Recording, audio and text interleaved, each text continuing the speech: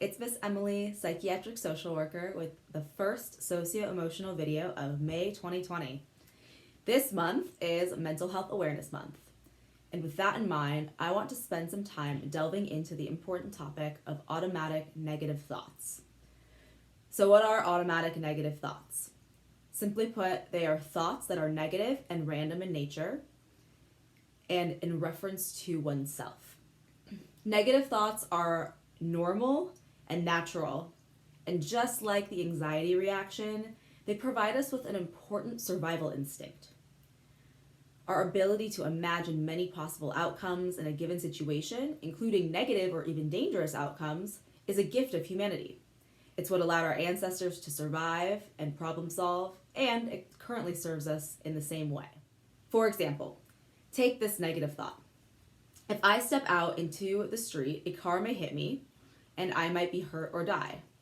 While that is a negative and unpleasant thought, it is protective and may lead us to choose to wait at a crosswalk instead of darting into the street toward oncoming cars. So it makes sense, right? It's a survival instinct to think negative things sometimes. While some automatic negative thoughts do protect us, many arise in situations where they do not serve us. These thoughts can be impacted by prior negative experiences in our lives, traumas we've experienced, maybe how we were raised, how we feel about ourselves, so the way our self-esteem impacts our thoughts, along with many other factors. And usually these types of automatic negative thoughts are referred to as cognitive distortions or distorted thoughts. So let's take an example. Let's assume that when I was younger, a mean classmate used to call me dumb. Other students laughed and joined in. And so now, due to that past experience, a thought distortion that I have is people will think I'm dumb if I share my thoughts. So why does this matter, right? The reason it matters is that our thoughts have great power over our actions and our emotions. So if I think people will think I'm dumb if I share my thoughts, that will affect how I act. For example, I may have trouble speaking in front of others, or trouble sharing my opinions and feelings with others. And likely I'll have some emotions that surround this thought, right? Like maybe not being able to share my thoughts with others and maybe not being able to connect with other people might make me feel sad or lonely, right? So these things are very interconnected. Our thoughts, our feelings, and our actions. So as I've said, we all have negative thoughts, including those pesky and sometimes harmful thoughts that are distorted and do not serve us. And these are all based on our own personal experiences and can impact our feelings and actions and ultimately have great impacts on our mental health and well-being if not appropriately tended to. So how do we tend to our negative thoughts? The good news is that there are many highly effective techniques and practices that help us in addressing and overcoming negative patterns of thought that don't serve us. Before we get into the next section, I do want to provide a brief disclaimer.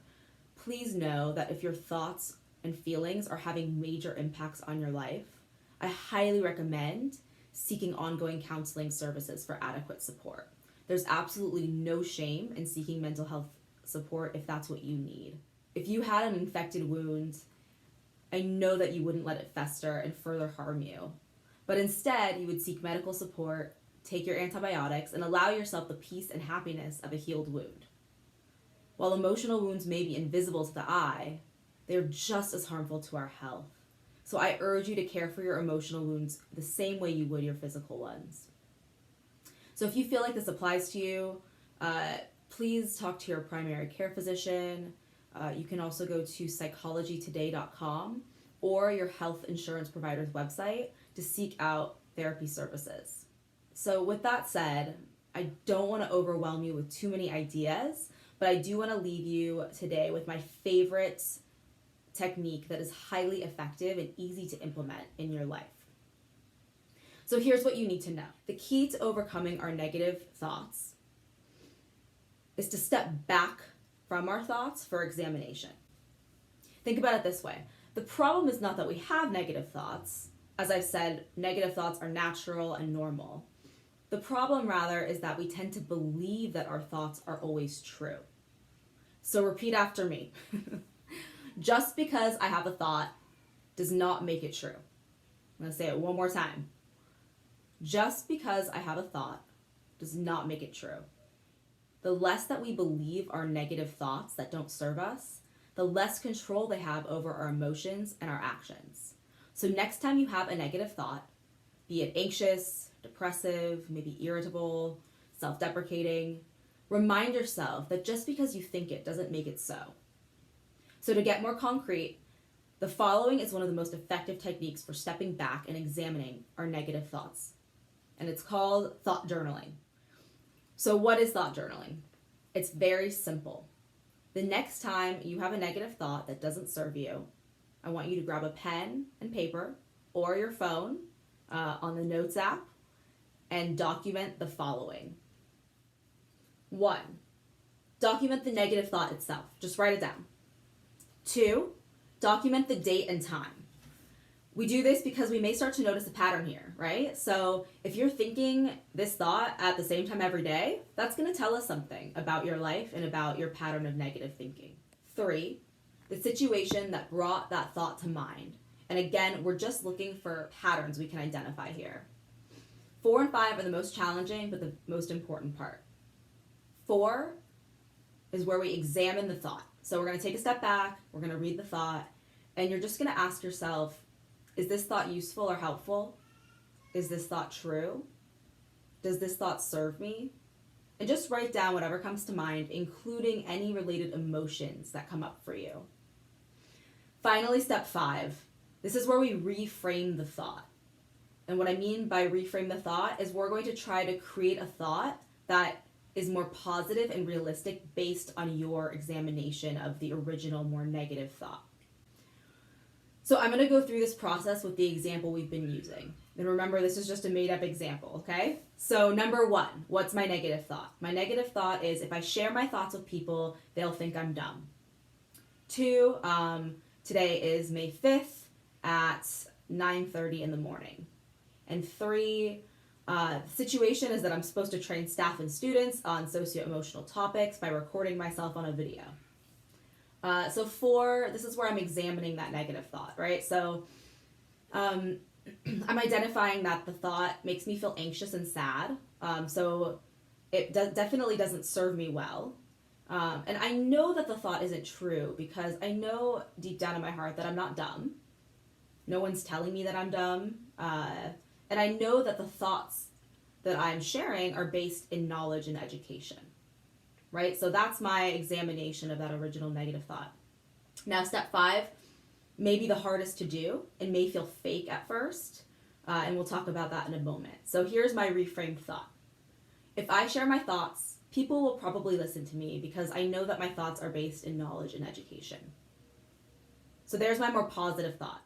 So I just want to take a moment to acknowledge that step 5, it may feel kind of fake at first. These new, more positive thoughts are not our natural automatic thoughts we're having, right? That's the negative thought. And so it's almost like we're talking back to those negative thoughts until they eventually are replaced by more positive thinking.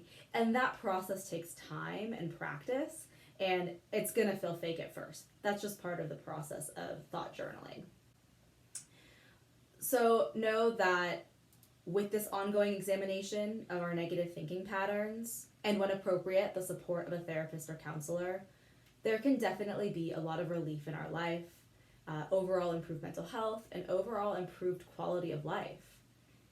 I'm going to provide you with a template for thought journaling as a guide, and also provide information on my favorite free app called Thought Diary in the YouTube description below, so look out for that. Please also note that other practices discussed in my previous videos, including developing a gratitude practice and developing a mindfulness meditation practice, can also aid you in your journey toward more positive thinking patterns. Now, I know this topic can feel heavy, maybe it feels dense, maybe it even brought up your own negative emotions or thoughts. So I want to just leave you with a very short meditation on this subject for you to contemplate and take with you as you move forward in your day. So take a moment to get comfortable and close your eyes if that feels good. And start to focus on the breath Take a deep inhale and gently exhale through your mouth.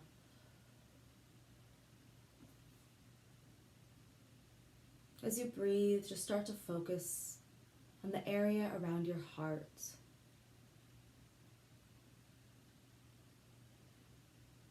And with your next breath, I want you to focus on the feeling of love.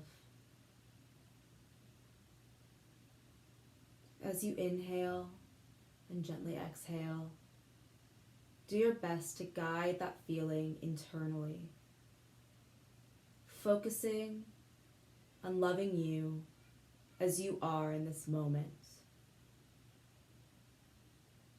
And as you move inward, repeat the following. You can repeat it out loud, or you can just think it in your mind, whatever feels comfortable for you. I have the strength to overcome any negative thoughts that do not serve me. I am resilient and powerful. My thoughts do not control or define me. With loving effort, I let go of thoughts that I know are untrue. And instead, I choose to nourish my soul with thoughts that bring about positive growth. I am worthy of self-acceptance and compassion, and I choose to love myself as I am in this moment.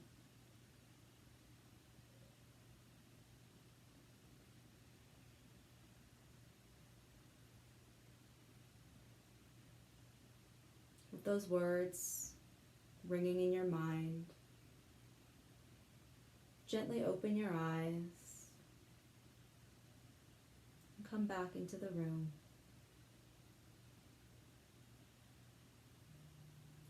Thank you for practicing with me.